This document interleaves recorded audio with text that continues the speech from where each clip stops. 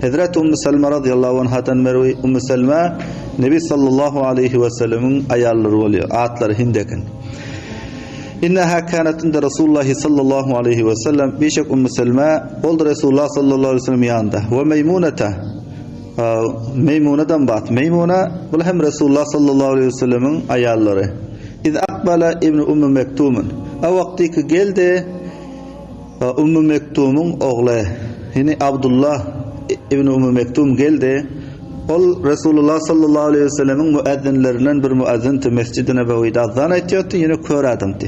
Fedakhala aleyh ve Resulullah sallallahu aleyhi ve sellem yanına geldiler. Dahil oldular. Fakala Resulullah sallallahu aleyhi ve sellem ihteciba minhu ve ayet Resulullah sallallahu aleyhi ve sellem Ummu Selme ve Meymune radıyallahu anhuma ayettiler ihteciba minhu perde edin kiyiniz şondan. Fakultu ya Resulallah Ummu Selme diyor ayettim ben de ey Allah'ın peygamberi eleyse huve a'ma la yusiruna aya değilmiş ol kör la yusiruna bizleri görmüyor. Ol gelen adam gözü kör değil mi ki bizleri görmüyor. Fakala Resulullah sallallahu aleyhi ve sellem besayet Resulullah sallallahu aleyhi ve sellem efe amya ve in entuma elestuma tubsiranihi aya kingdem kör müsüller aya görünüz yokmuş ona aya siz kingdem kör mü ol gelen hula dahil olan kör gözü yok gözü görünüyor aya siz kingdem kör mü aya sizler on görünüz yok mu onun bildirdi ki erkek namahrem ayal namahreme karamaklıktan şeriat man ediyor. Şekilde ayala ödhem erkek namahreme karamaktan ayalam şeriat man ediyor eken. Yani bulundu bizler görmüyor deyip sizlere hem Abdullah ibn Ummu Mektum'a karamaklığa şeriat icazı veren yok dedi. Çünkü ki namahrem erkek namahrem ayala karamaktan şeriat kaytarıyor, man ediyor. Şekilde namahrem ayala namahrem erkeğe karamaktan onun şeriat man ediyor.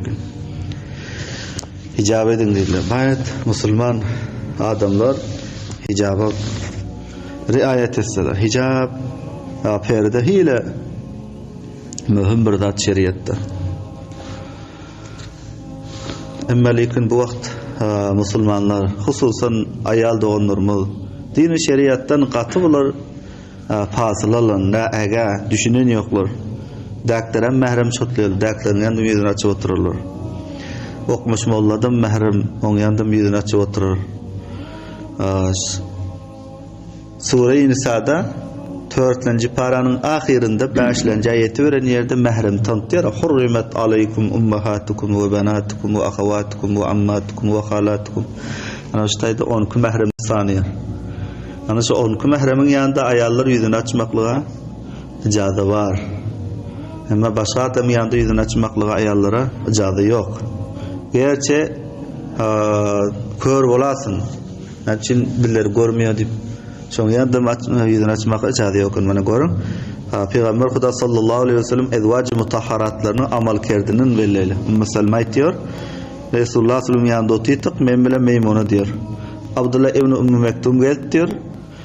Resulullah sallallahu aleyhi ve sellem diyor. Perdedin bundan. Men ayttim diye bu körden biriler görmüyor. Resulullah sallallahu aleyhi ve sellem aytti. Ayet ikingizem körme. Ayetler bunu göreniz yok mu? Eğer kör olsa ol sizlerde göz var. Mana şu hadise Safallahi rahmetullahi aleyhim kitabında mani eden eken eğer kör olsa ol sizlerde göz var.